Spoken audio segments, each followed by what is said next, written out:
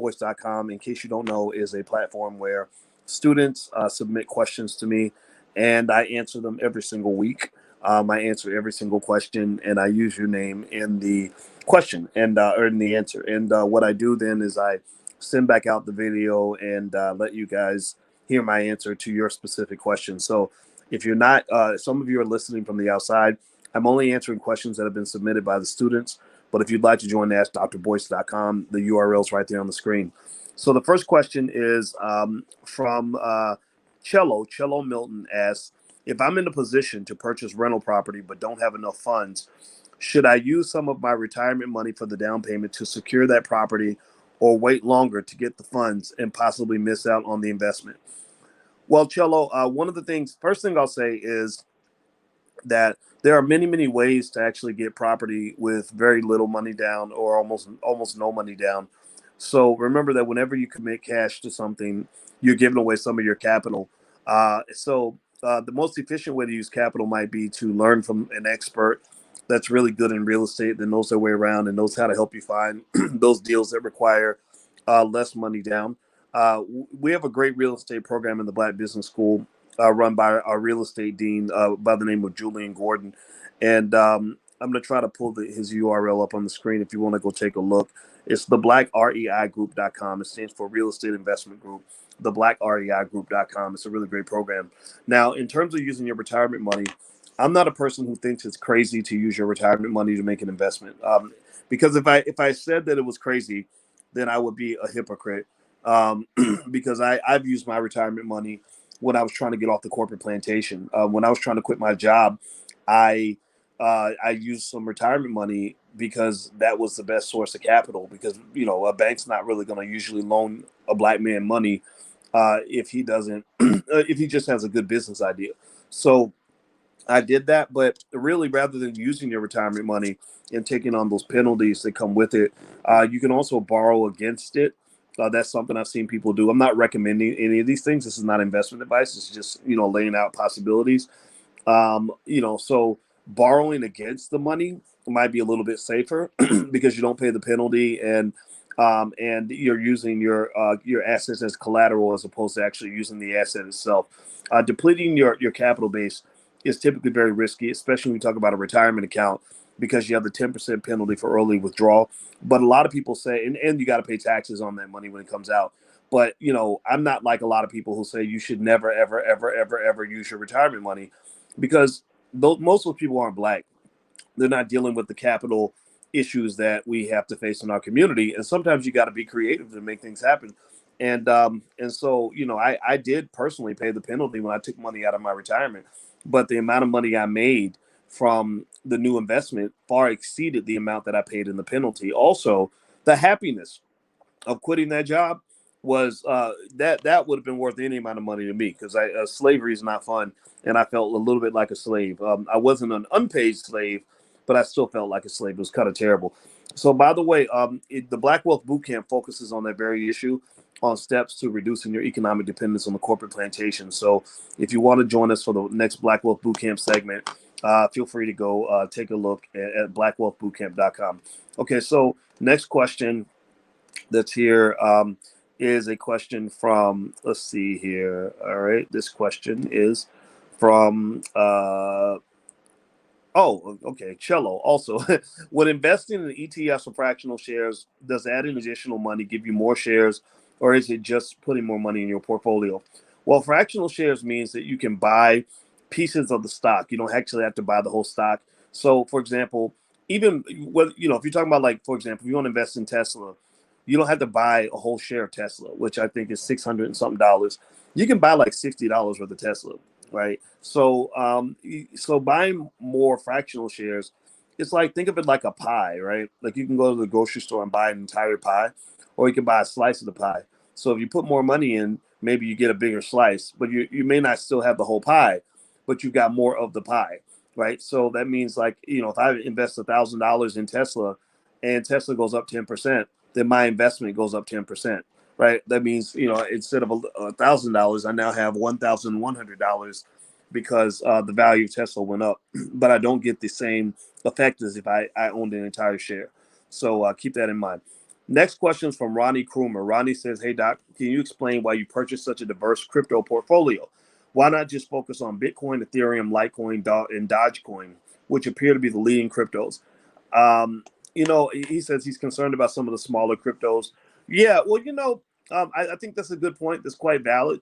I chose to diversify just because I believe in diversification just as a general investment strategy. I don't put all my eggs in one basket. So I'm not going to sit here and say that crypto is the be all end all, or that Bitcoin is the be all end all. I've got plenty in Bitcoin, but I think just spreading your money out is a safe strategy, because if you put all your eggs in one basket, if that basket breaks, then you're in big trouble. So maybe time will prove me wrong, but that doesn't mean that the decision was wrong, because when you diversify, you're not predicting the future. What you're doing is you are preparing yourself for an uncertain future, right? When you it's like if you have a football team and you're playing defense. Playing defense is very different from playing offense. Offense means that you don't diversify. You basically focus on one thing, right? So you think about a good football team, the Kansas City Chiefs. When Patrick Mahomes is throwing a pass to the wide receiver, Sammy Watkins, or to the other guy that's really fast, I forgot his name, Tariq Hill. He's not thinking about the running back giving the ball to the running back, or possibly giving it to or one of the other receivers. Once he decides he's going to throw the ball to Tariq Hill, he's focused on that one thing. Right? There's no diversification there because you're playing offense. But when you're playing defense, you have to think about all the possibilities. You have to be prepared. You have to say, okay, I don't know what Patrick Mahomes is going to do. He may throw the ball to Tariq Hill. He may throw the ball to Sammy Watkins. He may hand the ball off to the running back. He may throw the ball in the slant route to Patrick Kelsey. He may throw it to, he may throw a screen pass to the running back, right? So we have to prepare for all those possibilities. So just because he chose to throw the ball to Tariq Hill, that doesn't mean that we should have played defense by only focusing on Tariq Hill, because we were playing based on what we knew at that time, right? You were playing, what now, if you knew that he was going to throw it to Tariq Hill, which means you were cheating or something, then yeah, of course, you only focus on Tariq. You put all 11 players, you say all 11 players guard Tariq Hill, right? But if you don't know what the offense is going to do, then you have to be broad in your thinking in a defensive strategy. Well, how does that matter with investing? Well, it's easy in hindsight to look back and say, oh man, Tesla did really well. I should have put all my money in Tesla, right? But did you know a year ago that Tesla was going to go up 700%? No, you didn't. You didn't know Tesla was going to be the one company to go up 700%. It could have been another company, right? So what smart money managers do is they spread their money out, because they're like, well, we don't know if it's going to be Tesla, or it's going to be NIO, or it's going to be something else. So or even Ford or something, right? So we're going to spread our money out in a diversified portfolio so that we are prepared for all the possibilities. All the possibilities that a stock might crash, all the possibilities that a stock might skyrocket. So when I invest in crypto, that's what I'm doing. I'm preparing for the possibility that Bitcoin is just going to be the biggest thing in the world and make a killing. I want to be there for that. I'm also preparing for the fact that Bitcoin could crash and burn and die, and I want to be prepared for that. Right? You spread out and you play good economic defense. People don't talk about that enough. Everybody's talking about how great crypto is and how well it's doing and going up and all that. Well, you got to play defense too, because that sucker can also crash. You must always prepare for the crashes. Like I always quote the New Edition song, because I think it's so cool. One of the New Edition members is actually in the Black Business School, and he was making fun of me because I always quote New Edition songs. And two songs I always quote. One was I always mention never trust a big button to smile, but that's when I'm giving guys relationship advice. But I also say, can you stand the rain? I ask, look, sunny days, everybody loves them. Everybody loves it when the stock market's making money. Everybody loves it when crypto's making money. Everybody wants to be an investor when times are good. But the question is, can you stand the rain? Tell me, baby, can you stand the rain? Because if you can't stand the rain, then you don't need to be in this game. If you can't get a little bit wet, then you need to sit your butt on the sidelines. Seriously. You get people that get all excited and they're like, oh, this is easy money. I'm going to go borrow my credit card so I can buy some more Bitcoin. And then when it crashes, they want to cry and whine and complain. Well, no, that's how the game works. Just like playing football. Sometimes you're going to get hit. Sometimes you're going to get injured. Sometimes you're going to lose. Sometimes you're not going to win a championship, and it's not even your fault. Things are going to go wrong. And if you can't handle that, then get out of the game. Go do something else. Go sit and be broke. Being broke is very safe. Just be broke. Okay, so anyway, next. Let me see. Next question comes from uh, let's see here. Ronnie Cromer. I'm sorry, Ronnie Cromer. And by the way, these are questions I'm answering from the students who are enrolled in Ask Dr. Boyce. If you want to go take a look at that, you can go to AskDrBoyce.com. That's where I answer all the students' questions every week.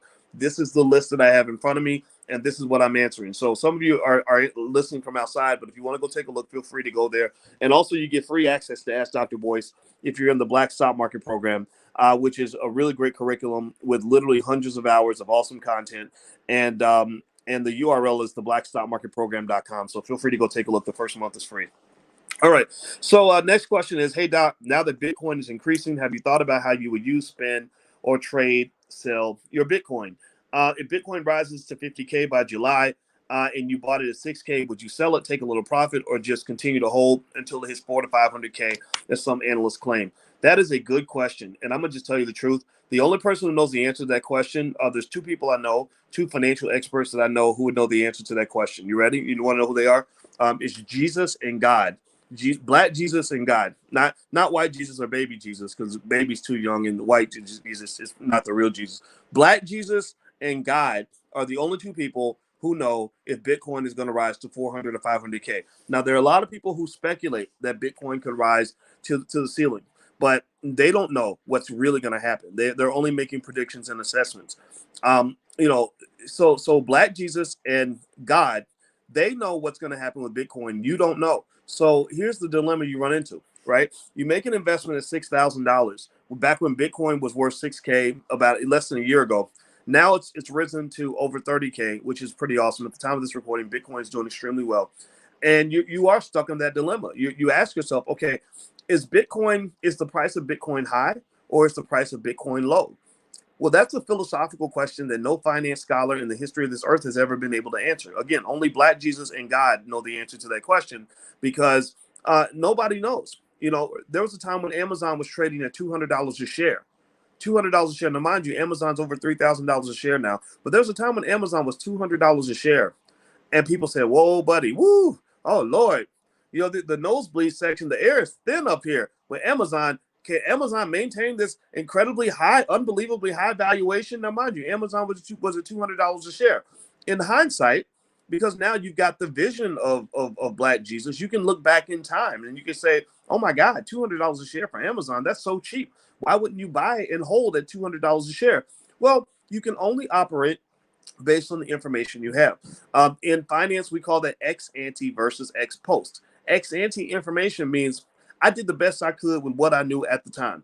Ex post is after the fact. Ex post is like, Monday morning quarterbacking. Well, if I had been the coach, I would have done this, I would have done that. Well, you didn't know that, right? So basically, you operate based on what you know. So if Bitcoin goes 50K and I put it in at 6K, there are a couple things you could consider doing, right? One is I have seen people, actually, I don't know if you know this, but on Coinbase, you can borrow against your Bitcoin without selling it. They actually offer loans where your Bitcoin becomes your collateral.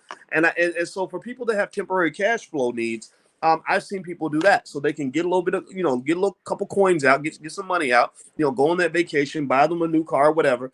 But one of the things I want to say is that you should be very thoughtful and very careful before you let go of your capital base. Your capital base is what sustains you economically, and that's incredibly important. So I'm not a big fan of selling assets. I'm just not. I'm a fan of holding assets. But the reality of life is that sometimes we get bills to pay, things happen. Right. So what I do actually with my assets is I have two types of portfolios. I have my hold-on portfolio, hold on for dear life, stuff that I just buy and I just hold it, and it's just sitting there like a farmer who owns a plot of land that he plans to keep in his family for 3 generations. He ain't never gonna sell that land because that's the family land. Then I have my other portfolio that is an income generator portfolio. That's the one that lets me live, a life that is a reflection of the hard work that I put in order to accumulate some assets. I grew up poor. I started off with very little money. Me and my mother was 17 years old when she gave birth to me. We lived in the projects together, so I know what it's like to not have enough food or eat a bologna sandwich with no bologna. I know all the poverty stories you name. I've seen that. The roach crawls across the sandwich. You just flick the roach off and keep eating. I don't know if anybody else, tell me yes or no if you've ever gone through that. But anyway, I know it sounds gross, but that's what it is. So when you get a little bit of wealth and you make some good decisions with your life, there is a point where you want to cash in. There's a point where you want to feel good about what you've accomplished and scrape a little bit off the top. So there's various ways to do that. So with my income generating portfolio, what I do is I might do things like sell the options on those stocks so that the options will generate income. I don't necessarily want to buy a lot of options because options are very risky. People buy a lot of options on Robinhood because it's kind of like gambling. It feels like gambling, and they can flip their money really fast if things go well. But I don't buy a lot of options because your money can also flip down. Everything that can flip up can flip down. And I don't want my money to just flip away and disappear. So I kind of, mix it up. So I like to sell options, right? And that generates income, right? That allows you to take some money every month that you can take and use and do other things with, and then you can still have something that's growing, right? Who was it? I think it was W.E.B. Du Bois, perhaps, or no, it wasn't Du Bois. Maybe it was Booker T. Washington. Dr. Claude Anderson talks about this a lot, where he says that if you get ears of corn, he talked about ears of corn. He said if you get a bunch of ears of corn, you might sell one ear of corn, eat one ear of corn, and then plant one ear of corn so that you can actually grow. And then I think he said one more ear, you would save it, right? So I think he said 4 ears of corn. You plant one, you sell one, you eat one, and then you save one, right? So there you go. So that's maybe a good way to think about your investments and when the money when the value goes up. Yeah, there's no right or wrong answer to that question. It's really a matter of thinking it through and also understanding that the more you can invest, the bigger your wealth is going to be. This is a mathematical fact. When they want to measure how much a company is going to grow, they look at what they call the plowback rate. The plowback rate is every time the company gets $1, what percentage of that dollar do they plow back into the company? How many seeds are they planting? That is a direct reflector of how much wealth the company is going to have in the future. So if you ever want to look at a human being, look at them like the way we analyze companies. If you want to know if a person's going to have a good life or be very successful, look at their plowback rate. What are they investing? Ladies, when you're evaluating whether a man is a keeper or not, look at his plowback rate. How much is he investing in himself financially? Is he studying? Is he picking up? Is he more likely to pick up a book than he is to turn on the TV? Is he taking care of his physical health? Is he investing in his health, or is he just eating cheeseburgers at every available opportunity? And with a cheeseburger with a bottle of whiskey on the side, right? That's not healthy, right? But that didn't work well compared to the guy who gets up and runs 5 miles every day and eats salad, right? What is he doing economically? Is he bragging to you about how much money he spent at the Gucci store, or is he telling you about the rental property he's trying to buy once he finishes his master's degree, right? That's a plowback rate. I can just tell you straight up, point blank, period, that people who have high plowback rates are more successful. So when it comes to your investing, your plowback rate, how much you invest, how much you can hold, how much you can delay gratification is a direct reflector of how wealthy you're going to be. Now, by the way, some of you are asking me about stock options. If you want to actually take a look at the recording of the stock options masterclass I did, where I talk about buying and selling options and what I do with my options portfolio, you can actually go to stockoptionsmasterclass.com. There's a URL right there on the screen. So feel free to take a look. All right. So the next question comes from Errol Carter. Errol says, recently I inherited a multifamily property in New York City that requires a complete rehab. Unfortunately, I do not have any connections to reliable contractors in the area and was wondering if you could connect me to a reputable one. You know what, Errol? I don't know a lot about specific New York contractors. I can say that I know, well, number one, I know in the Black Business School, we have the Black REI group, the real estate investment group run by Julian Gordon. They're actually buying property around the country as a group and doing a lot of other things in addition to learning how multifamily property works. So you're welcome to take a look there. But also, in terms of reputable contractors, what I would do is find somebody who understands real estate in that area, maybe talk to a real estate agent or someone like that. And you can find them. I mean, they're all over the place. There's tons of real estate agents. And then ask them, perhaps, like just sort of ask around, because I do think that finding a reputable contractor is really important, because an unreputable contractor, what I look for example, when I got some work done in our house, we got our whole basement redone, which was it was a pleasure to spend money redoing our basement. And the reason is because I wasn't actually spending money. The entire basement is free. Well, how's the basement free? Well, the basement's free because the amount of money I put into redoing the basement, which ends up being about 50 grand, we're getting all that back in the increase in the value of the house. So that wasn't, so I spent zero money redoing my basement. I just had to give up some capital to make it happen. But literally, when we sell this house, the value has gone up probably about $100,000 because it has a fully finished basement now, right? So a revamp. One of the things you never want to do is let anybody convince you that making an investment is the same as spending money. Spending money is not an investment. Spending money is flushing money down the toilet and giving it away to someone and making it disappear and never coming back. It's the ultimate magic trick, like putting a rabbit in the hat and the rabbit is just gone. There is no rabbit, right? Investing is like putting the rabbit in the hat, but you just don't see the rabbit, but the rabbit's still in the hat. You still got a rabbit. The rabbit ain't dead. The rabbit ain't gone. The rabbit's just in the hat.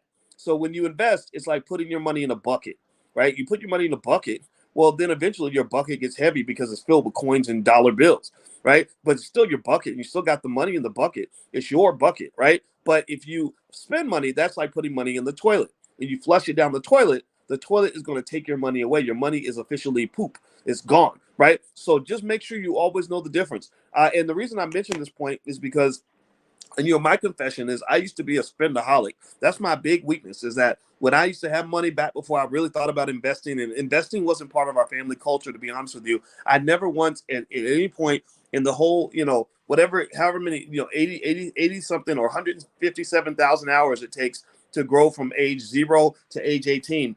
I never once, I had one single conversation with my parents about mutual funds, real estate, portfolios, none of that. And the thing was, I would just get money, and I thought money was to be spent. I would just spend money. Some of you may have grown up in the same kind of environment. And one of the things that I didn't understand later was that I could actually fulfill my desire to spend, by actually investing instead, right? So it's like you like to eat. Well, why eat the Cheetos when the healthy chips might taste just as good, but they're not going to make you fat. So a lot of times becoming an investor isn't just a matter of trying to become somebody completely different. It's a matter of taking who you are and just being who you are in a way that's going to help you as opposed to hurt you. So now I'm still a spendaholic. I love to spend money. I don't like, money is important to me, but it's not important to me. I don't like money just sitting around. I like to do stuff with it. But instead of spending it on stupid stuff like Gucci or Louis or new shoes or a new car, I'll put it into investments, right? My plowback rate has been very high my entire life. And that's one of the best things I was able to do with myself. And by the way, it takes 157,680 hours for your child to go from age 0 to 18. Just a little stupid fun fact, because there's 8,760 hours in a year. If you multiply that by 18, that means that you were in your parents' house until the age of 18 for 157,680 hours. Now, why do I bring up that number? Well, I bring up that number because of this.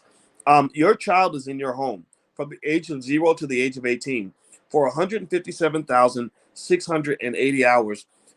Why don't you take a few minutes to teach them how to invest? Like, why wouldn't you take a few minutes to teach them the basics of economics so that they don't have to go through the struggle for the rest of their life? How many of you were in your parents' house for 157,680 hours and never once did anybody ever teach you how to make money? Never once did anybody send you to like a wealth camp or maybe a business camp where you can learn how to start a business. Instead, they sent you off to work for white people.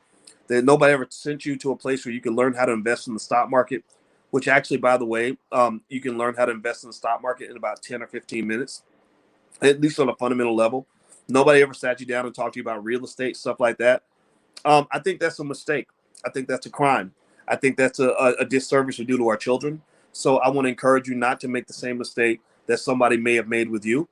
That's my 2 cents on that point. If you want to take a look at our Black Business School for Children, there's the URL, blackmillionairesoftomorrow.com. You about to leave? Okay. All right, I'll be back. Okay.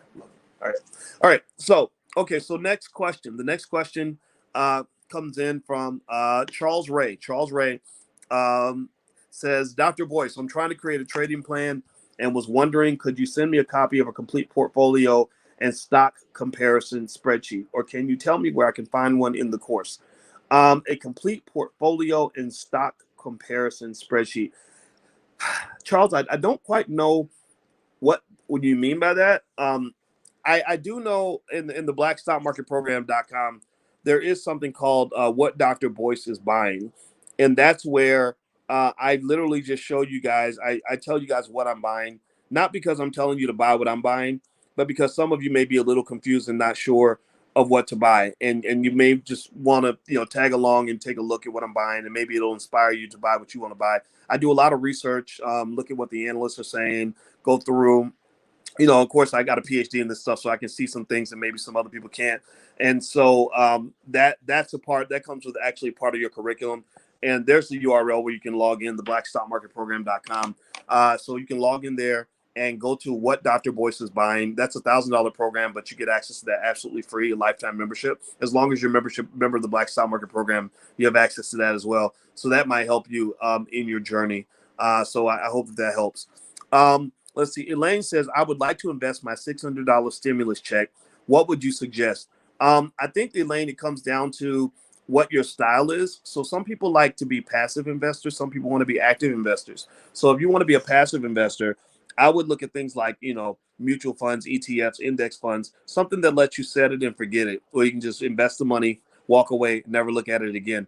David Bach talks about these people as what they call automatic millionaires. There's hundreds of thousands of people out here, regular people. They don't wear Gucci. They don't show off. They're not flashy with their money. Maybe they drive a pickup truck or a Toyota Corolla. Maybe they work down. Maybe the wife is a registered nurse and the husband is works at UPS. And these people become millionaires because they do one basic thing. They invest their money consistently, and they don't stop. They just continue to do that. On a regular basis. And over time, as I show you guys in the $5 a day investing plan, I show you exactly how there are people that actually can become millionaires or close to it, in a very short amount of time. Or if you do something like that for your kids, get your kids enrolled in like a $5 a day kind of investing plan, your child will have hundreds of thousands of dollars in liquid wealth by the time they're in their 20s and definitely in their 30s. And why is that important? Well, that's very important because if you help your child have money, think about this. How many young black men age 25 do you know? Answer this question for me. How many young black men age 25 do you know that have $100,000 liquid that they can go pull out of the bank right now? How many young black men or young black women age 25 do you know have $100,000 liquid? Not $100,000 in net worth. That's hard enough. That will put them above the average American, by the way, for their age. It's not hard to beat white people when it comes to economics, just to be honest with you. If you're a smart black person, intelligent black people can exceed white supremacy any day of the week because I'm intelligent, and I'm telling you, this is proven by mathematics. My PhD's in this stuff. I know what I'm talking about. Most young people that I know that are 25 years old are just getting started. They are working jobs that don't pay them enough money. Many of them that went to college are buried under student loan debt that they'll probably never repay. Half of all black college graduates default on their student loans within the first decade of getting the loans, and that default becomes like a financial STD because you now have bad credit. Your assets are depleted. Maybe they start garnishing your check, and you basically are stuck in economic slavery because you have to go to that job every day now just to survive. Forget having dreams. You just sometimes the student loans can be a dream killer because as much as you want to have a dream, you can't have a dream because in America, the American dream costs money. Let's just keep it 100. The American dream costs money. So the reason I ask you, how many young people do you know at the age of 25 that have $100,000 liquid? I need you to go look at your children. I need you to look at that baby right now, and I need you to realize that God has given you a gift. And the gift that God has given you is the gift of time. I can tell you as a mathematician and as a financial scholar that time is the most powerful asset that you own right now in your life. Time in every mathematical equation. I know all the equations. I know all the equations that tell you what an asset should be worth. And I can tell you the number one variable where we calculate what they call the derivatives of these equations, where you can determine which variables in the equations actually have the greatest impact. The number one variable in the wealth equation, it's not money, it's not initial capital, it's not interest rates, it's not things like that, it's not risk. It's time. Time. So you give me enough time, I can turn anybody into a millionaire or at the very least a high thousandaire. You give me enough time, I can get you out of any economic struggle that you're in, any economic situation that you're in. And the reason that I can't sometimes, as a financial doctor, sometimes the reason I cannot help the patient is because the patient doesn't have enough time. But if you give me time, we can do anything. So here's the thing. Your children were born very wealthy. Black Jesus and God blessed your children. Your children were born with an incredibly valuable multi-million-dollar asset called time. And what I'm telling you, Black people, is don't waste time. Don't waste that opportunity. Are you hearing me? Give me a yes if you're hearing me. Please hear me. Don't waste that time. You know, things like the $5 a day investing plan. I'm going to give you the URL. You can go to theallblackagenda.com. You can have it right now. It's totally free. Just download it for free. The $5 a day investing plan can guarantee that when your child gets to be 25 or 30 years old, they will be in the top 5% in terms of net worth for people their age. Do you understand what that means? Imagine how wonderful your life would have been if you'd had somebody that thought about you enough, they loved you enough to make a long-term plan for you that wasn't that expensive, but just required a little bit of vision. Think about how much freedom you'd have. Think about how you could have quit that horrible job. You could have walked away from that terrible boss. You could have got out of that bad situation. You see, so what you're giving your children is not just giving them wealth. You're really giving them freedom. You're giving them happiness. You're giving them a chance to dream. They can dream. Some people's lives are such a nightmare, they can't even afford to have a dream. Dreams become dangerous for people that are constantly stuck in the struggle. Do not do that to your family. Please don't do that to your children. Just do something very basic to them. Get them started now. All right? Do you hear what I'm saying? If you hear what I'm saying, give me a yes so I know that all that yapping I just did wasn't a waste of time. I really mean that. I'm not just making this up. Okay. So, by the way, those of you who are asking where I'm getting my questions from, this is from our program called Ask Dr. Boyce. This is students in the Black Business School. If you want to learn more about it, literally what I do is every week I answer every single question that every single student submits, and I mention their name and all that stuff. And if you want to go take a look, you can go to askdrboyce.com. That's askdrboyce.com. And also, if you want to take a look at our financial workbooks and flashcards for children, you can actually go to financialworkbooks.com. That's financialworkbooks.com. So feel free to go take a look there. Okay. So next question is from, here we go. Let's see here. El Haj says, which custodial account do you recommend, UTMA or UGMA? Well, okay, so let's talk about custodial accounts. What are custodial accounts? They are given it's basically where you're investing for your child, and it's all in your child's name, and your child is the owner of those assets. I'm just going to tell you this is a biased thing. This is not just Dr. Boyce talking. This is more so Uncle Boyce talking. I'm not a fan of custodial accounts completely because I'm not a big fan of giving young children control of money that you worked hard for. I believe that you should invest for them and, make sure you have a proper estate plan, make sure that there's assets available. But I'm a believer that the money is safest when you control it, because here's the thing. Money is power. And with power, great power, Spider-Man's uncle said this in the movie. He said, with great power comes great responsibility. Some of your kids are not responsible. Let's just keep it honest and 100. Some of our kids are stupid. And some of us were stupid when we were kids. I don't know about y'all. Give me a yes or no if you were stupid when you were 17. I'm going to raise both hands because even as smart as I am now, I was very dumb at 17. It would have been really stupid to give me control of $100,000 at 17 because I had a girlfriend and she could talk me out of anything, and I probably would have spent all my money on my girlfriend. So I'm not telling you what to do with custodial accounts. I'll only tell you what I'm doing. I do not have a custodial account for any of my children where they control the assets. All the accounts, but I do have trusts in place. I have plenty of estate planning in place. If somebody, decides to knock me off and kill me, all my children are going to be rich because I made sure of that. But I put conditions on having access to the money. Well, why is that true? Well, I do that because you may not know this, but 70% of all wealthy families lose all their wealth in one generation. Did y'all know that? That 70% of all wealthy families lose all their wealth in one generation. 90% of all wealthy families lose all their wealth in 2 generations. So your greatest challenge initially is, how do I figure out where the money is? How do rich people make money? So then you learn where the money is. And then your next challenge is, well, how do I accumulate some of that money? So then you accumulate some money. And then your last challenge is, how do you protect the money you've accumulated? Right? So custodial accounts, I know people get excited about the idea of putting stuff in your kid's name like that, but I'm not a fan of that. I don't think you should put the utility bill in your child's name.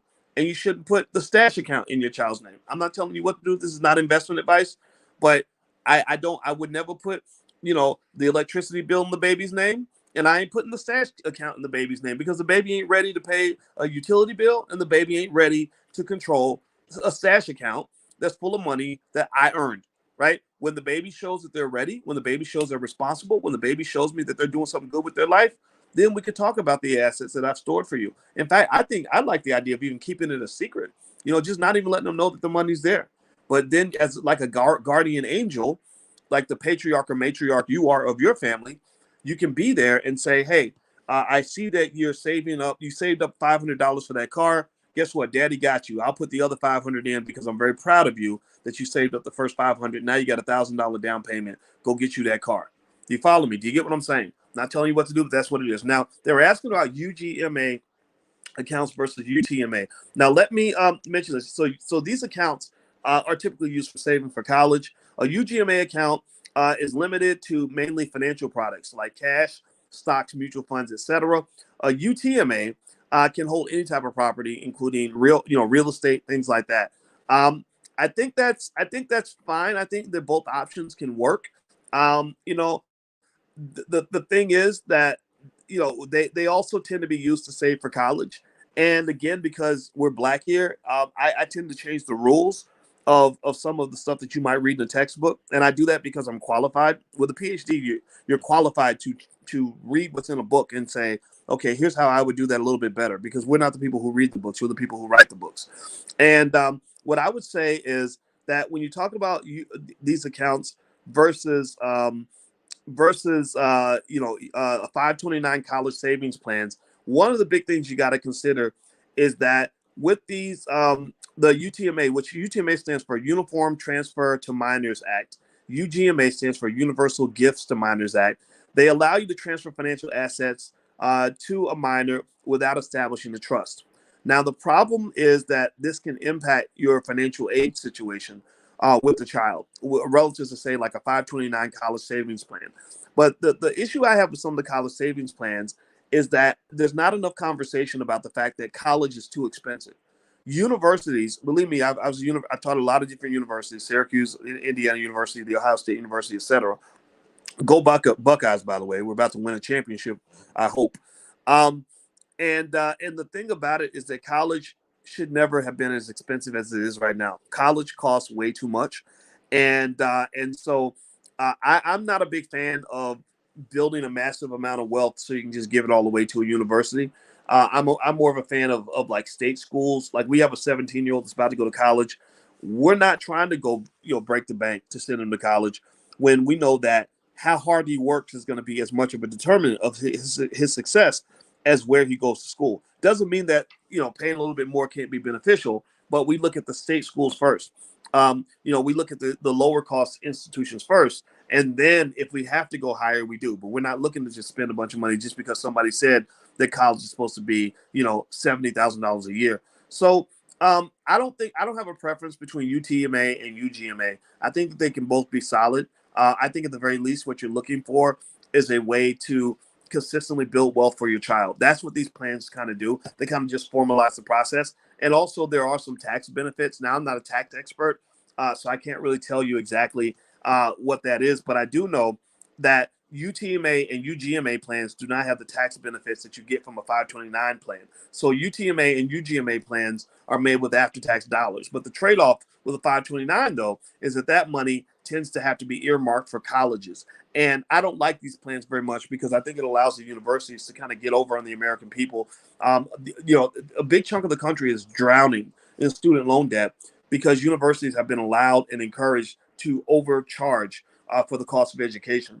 And so I'm a big advocate of finding ways to kind of wiggle around that system. So, for example, Black people, I'm telling you this specifically because of your specific situation, because that's what we focus on in the Black Business School, is Black wealth.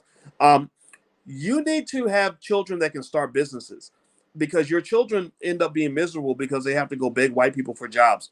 Dr. Claude Anderson in Powernomics talks about this. And I know this is radical for me to say this. There are some people who love working for white people, I guess. I don't know who those people are exactly. But a lot of the stress that you feel from microaggressions on racism and things like that really comes from the pressure that you feel from having to get up and go to work with a racist every day. You know, you see Donald Trump in the White House, you may hate him, but most of us have worked for a Donald Trump. Give me a yes or no if you've ever worked for a Donald Trump at some point in your life. So basically, this kind of, systematic oppression is everywhere. But the reason that it feels like it's everywhere is because it's not that it's everywhere, it's that it's everywhere that you're taught to live. So it's like, for example, if there is a really bad smell in the room and I say, oh my God, this smell is everywhere. Everywhere I go, I walk to the north side of the room, I smell it. I go to the south side of the room, I smell it, right? Racism is like that really nasty smell. So every part of the room you go to, you're smelling this terrible smell. Well, somebody might come in and say, why don't you go outside? Why don't you leave the room? And so to me, systematic racism is like that room. This economic system is that room. You feel like you have to be inside that room. And you feel like you have to find a corner of that room where it's not going to stink. And I'm the guy who's saying, no, that you can live outside that room. It's like if I go to China and I decide that I can't live anywhere other than China, then I'm going to constantly go through life talking about yellow supremacy. Like, gosh, the Chinese people always give the best jobs to other Chinese people. And Chinese people, they always dominate everything that I do. And it's not fair because I'm an American and all these Chinese people are mistreating me. Well, they're mistreating you because if you're in China and you're not Chinese, then you're not going to get treated the same as someone who is from China. You got to leave the country. You got to leave the system. And so for Black people, when you go into all these environments that are run by white men, and then you say, gosh, white men always treat me badly. Well, I think that somebody should tell you that you don't actually have to be there. You can go to your community and you can work with other Black people. Now, the problem that you have is that because so many Black people have been trained to go into white supremacist systems to make their money, that's why you're taught to go to college, you're taught to go to a big white university, go deep in debt, and then you're taught to go work for another white person. That's kind of the standard false model of success that's being marketed widely to the Black community.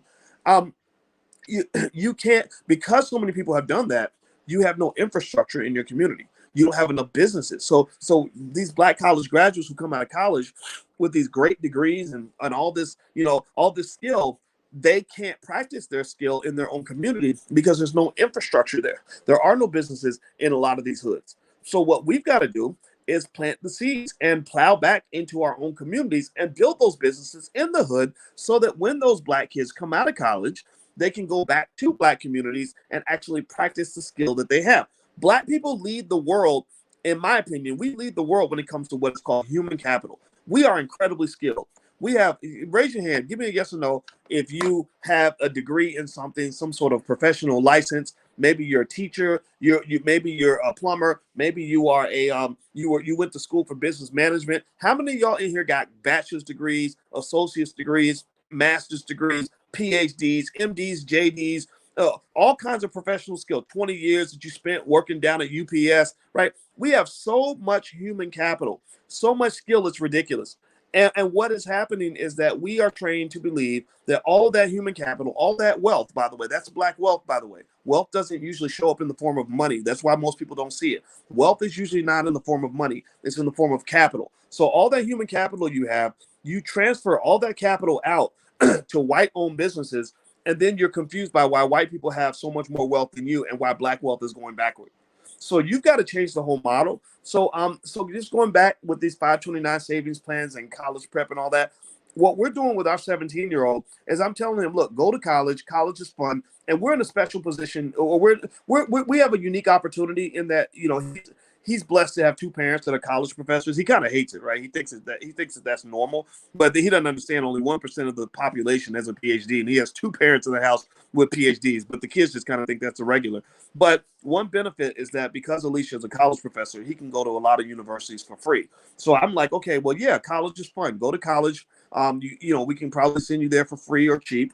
Have a good time. But whatever you do, Black man, make sure you know how to start a business. If you really want economic freedom, Black man, you better learn how to start a company. If you really don't want to be fired on your day off, Black man, because you're 6 foot tall and very intelligent, Black man, you better learn how to start your own business because at some point, somebody's going to see you as a threat, Black man. So don't think, black man, that you can go into this economic system that's built on racism, black man, and be treated as if you are a 5'2" white woman named Becky Alexander. They're not going to see you the same as they see everyone else. I know this is controversial for me to say this. Some people think this is radical, to tell the truth, but the evidence is all around you. The evidence of the racism is all around you. And if you ever want to hear about 8 hours of consistent complaining, go sit with a group of black professionals as they talk about how badly they're treated on their jobs. And these are not just failures. These are hardworking people who have all the degrees, all the credentials, who put in all the work, who still don't understand why is it that I went $200,000 in debt to go to Duke University. I spent an extra 2 years getting a master's degree. I have 10 years of experience. I have been very consistent. I've never gotten in trouble on my job, but I still don't get what I deserve. Well, that's because the system was not built for you. It was not built for your prosperity. It was built to give you just enough to survive so that other people can become prosperous. In fact, a little joke that I like to share that I think really kind of it personifies this is there's a guy who Tyrone comes to work one day, and Tyrone sees his boss. His boss he pulls up and his boss pulls up in a brand new Porsche, and Tyrone's like, "Oh, boss, I love that car, boss. That's a beautiful car." And the boss is like, "Oh, thank you, Tyrone." And he's like, "Yeah, boss. One day I'd like to see if I can come up and get me some nice stuff like that." And he says, "Well, Tyrone, let me just tell you something, buddy. If you work hard and you keep being consistent and you keep doing a great job, then in 5 years, I'll be able to buy an even better car than the one I have right now." Do you get it? I don't know if y'all get the joke. I hope you get the joke. But the point of the matter is that Tyrone needs to go start his own business so Tyrone can be the boss too. Black people who start businesses are happier by being independent, even if they make less money. Why is that? How can you make less money and be happier than you were when you were making more money? Well, it's because there's a basic concept that says money is not everything. Money is not the be all end all. Money is not the destination. Money is the tool. Money is the vehicle to get you to the destination. The destination is happiness. So the reason that you can be happy running your own situation, the happier, even if you're making less money, is because freedom has value. Freedom isn't free. Freedom is a form of wealth. So if you are into freedom, which is probably why you're listening to me, I'm not a regular guy. I talk above a lot of people's heads. I make a lot of people mad. I say things a lot of people don't understand. I forgive them for they know not what they do. Some people are committed to all of this nonsense that we see out here. So you're different already by the fact that you're even here listening to me. A lot of people get annoyed by people like me because what I'm saying is so completely different from what they're hearing everywhere else. But I'm very confident in it because I've seen it actually work. Right? So to really win the economic game, you cannot do what they're telling you to do. You cannot follow what everyone else is doing because everyone else is headed down an economic death trap. You must detach and form your own rules as you go through the process. Okay? I hope that makes sense. By the way, the Black Wealth Bootcamp starts in a few days. So if you want to join us in the Black Wealth Bootcamp, there's the URL right there. So feel free to do that. Also, one more thing that I wanted to mention to you guys is I actually am on the Clubhouse app and Parlor app. And sometimes I get together with Black Business School students and we have, rap sessions, things like that. So if you want to follow me, you can look me up on either Clubhouse or Parlor at Dr. Boyce Watkins. So feel free to look me up there. Okay, so the next question came from El Haj. El Haj says, do I need to create an LLC for investment group to purchase stocks or also for real estate as well? You do not need an LLC to purchase stocks. You do not need an LLC to purchase real estate. LLC stands for limited liability company. And the reason people form LLCs a lot of times is because they want to protect their assets from any liability. So LLCs are not required to do anything, but LLCs can be completely beneficial because they are economic entities that can give you tax breaks, benefits, things like that. I'm a believer that every Black family should start a family business. And the reason is because you get opportunities to take advantage of the fact that America is a really crazy biased system. America is so biased, it's ridiculous. And what happens is America is very biased in favor of people who own assets and people who make investments. So if you, for example, people who own assets don't really pay the taxes in this country. The taxes in this country are paid by the people who go to work every day and don't have tax write-offs. Wealthy people don't really pay taxes. That's why you'll always see these weird, crazy reports where they'll They'll say, "Oh my God, can you believe that that this billionaire only paid $80 in taxes?" Well, that's because that billionaire has accountants who can make sure that that billionaire gets to write off his whole entire lifestyle. He's got a yacht and a private jet and a house in the Hamptons, and he gets to write a lot of that off because he's maybe doing legit business in those locations, right? It's not like he's breaking the law. It's not tax evasion, it's tax avoidance. Tax evasion is when you break the law. Tax avoidance is when you just minimize your tax bill. So you don't want to evade your taxes, but you want to avoid your taxes. So basically, every Black family should have a family business if Black people want to close the wealth gap. And I don't think Black people are going to close the wealth gap, to be honest with you, because not enough Black people listen to us. If more Black people listen to us, like if we had, we have about 130,000 students in the Black Business School. If we had, say, 13 million students, or maybe 10 million or 5 million, then I believe the wealth gap will be closed, because we know how to close the wealth gap. I'm a financial scientist. The wealth gap is very easy to close if you do the right things. It's like closing the health gap. It's like if you have an obesity problem, a health expert can easily tell you how to not be obese. Like, they can tell you, like, okay, stop eating this, start eating that. Let's everybody walk 3 miles a day, and then obesity will pretty much all but disappear. Well, why doesn't obesity disappear? Obesity is very basic. It's very easy to end obesity. The reason obesity doesn't disappear, despite the fact that there are health experts that can break it down for you in a second, is because they abuse this thing called freedom of choice, right? You can't make people walk, or run 3 miles a day. You can't make them eat healthy food. They get freedom. They say, well, if I want to eat Popeye's chicken and Wendy's and Taco Bell every day, I'm going to do that. If I want to sit on my couch and eat Cheetos all day, I'm going to do that. And then when the consequences come pouring in, whether it's heart disease, diabetes, strokes, things like that, then there's another conversation, right? We say, oh, that person's a victim. But, the question is, if you're a victim, and I don't doubt that you're a victim, the question is, who was the perpetrator, right? Who did it? Did society do it? Did your mama do it? Did your husband, wife do it? Or did you do it? Who put those Cheetos in your mouth?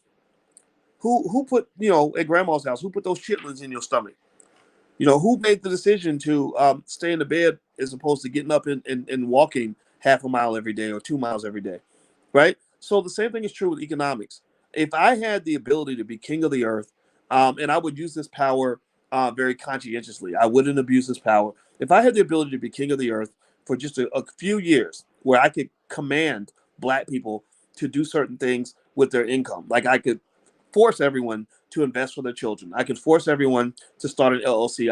I could force everyone to invest consistently in the stock market. Then I could close the wealth gap actually in about 10 years. The wealth gap, the racial wealth gap, maybe not 10, or maybe maybe it would take 20 years. But I could actually put Black people not just in a position where we catch up with white people, because white people are not the gold standard. Stop thinking that equality with white people is your measure of success. I mean, stop that. Quit that. You're the original man. You're the original woman. You're exceptional. There's nobody else on the planet that's built the way we're built.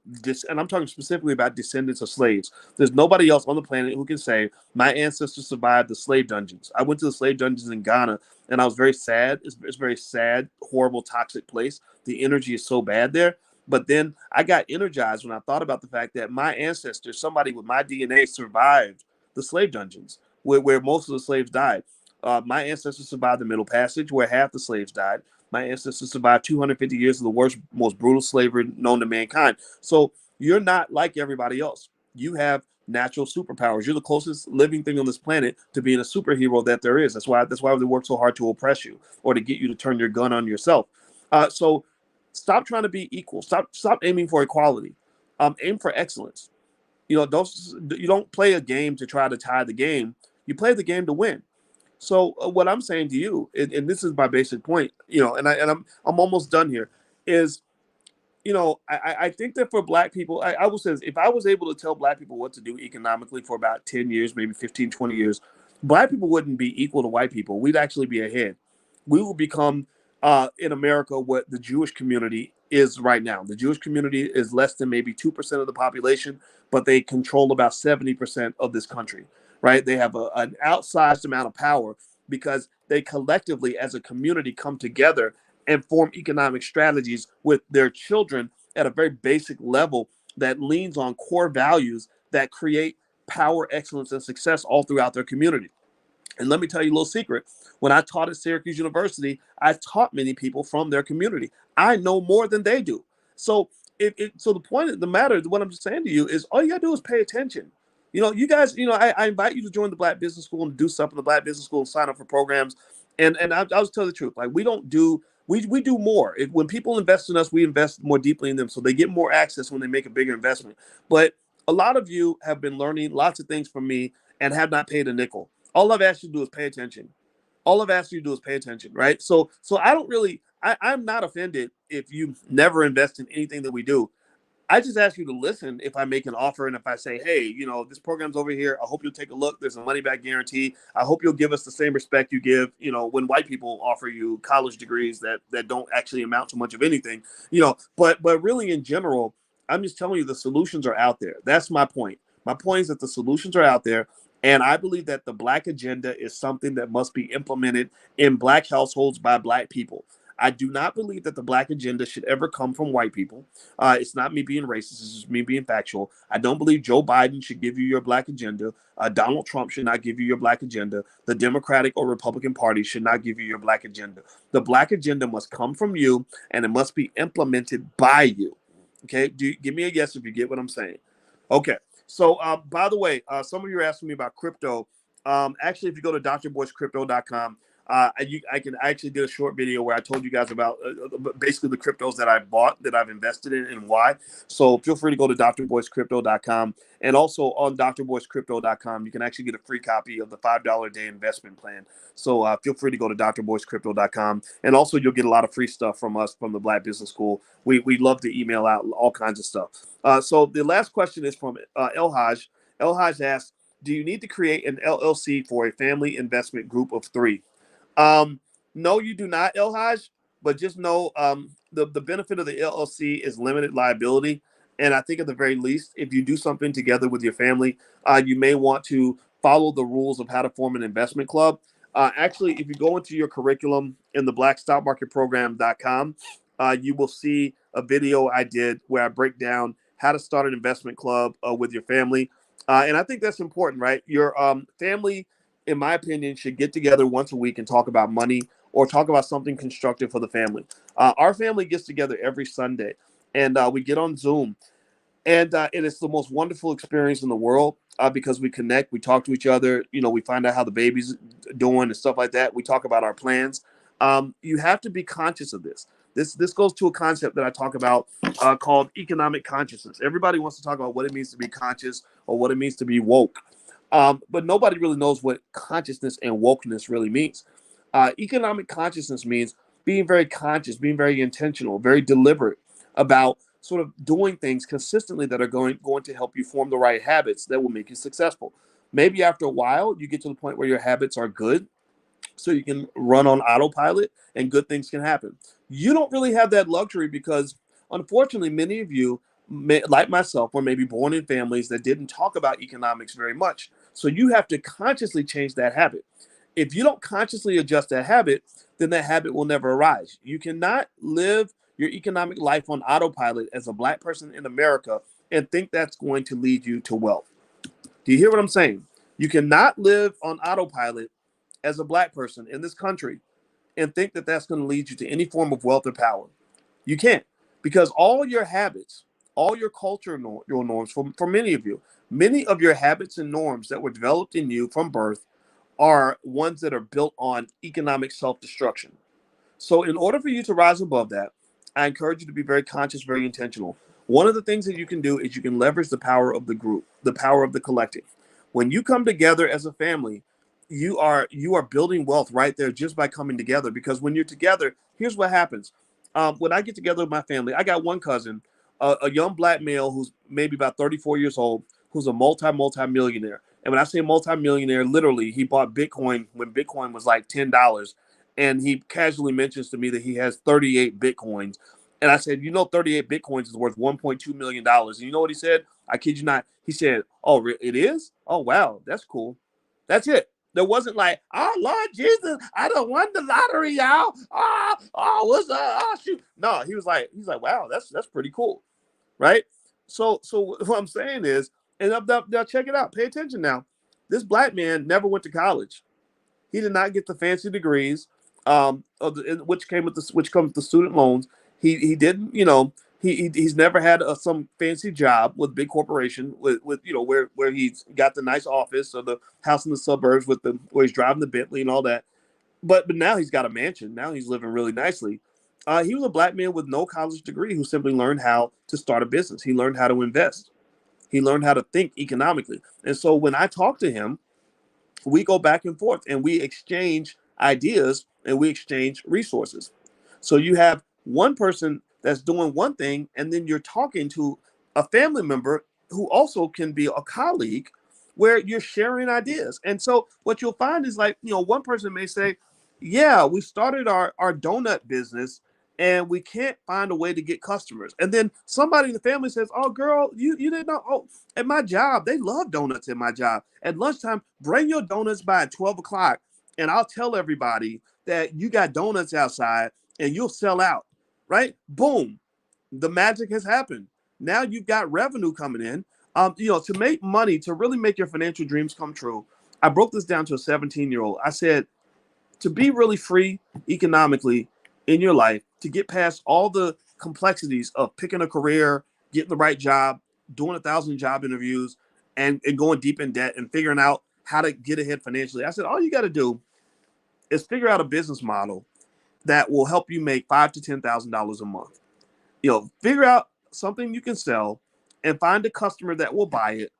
And if you multiply it enough times, you're making $5,000 to $10,000 a month. Now that may seem hard to do. That seems really hard to do when you haven't done it.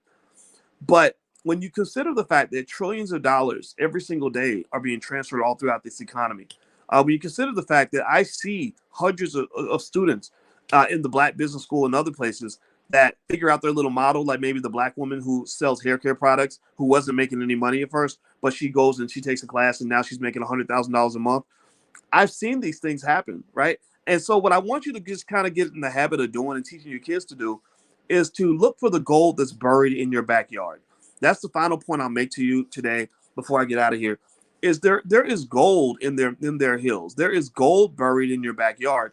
And the reason you don't see the gold that's buried in your backyard, meaning, opportunities that can exist just because you talk to your cousin, but you never talk because your cousin's always at work. You're always at work, right?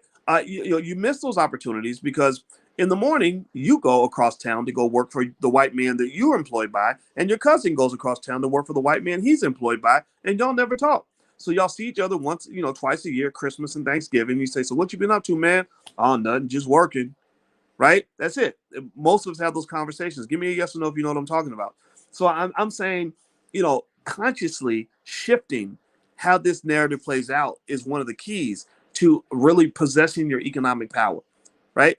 Seeing the wealth that is around you is probably the most effective thing I can share with you in terms of knowing where to look for economic security and all these other things that you want out of life. Okay. So that's it.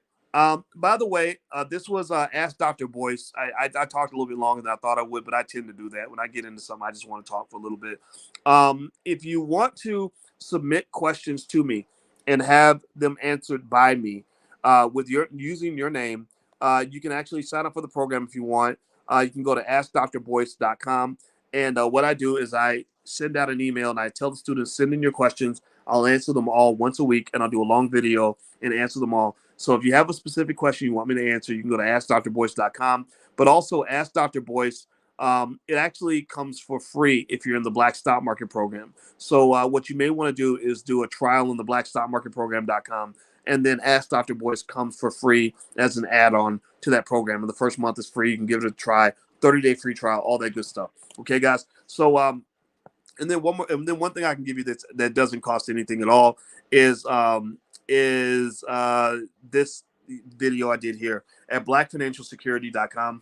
There's a lecture you can go check out at your convenience with your family that breaks down the 7 rules of financial security, 7 things to look for to know if you're financially safe or not, so you can avoid blind spots and pitfalls. Just hang out with me. I love to talk. As you guys can tell, I run my mouth too much. Alicia gets mad at me for it. But I think that between all of us, we can solve our own problems. We don't need anybody else. Okay. So thank you for listening. It was fun talking to you, and I will see you soon. Take care.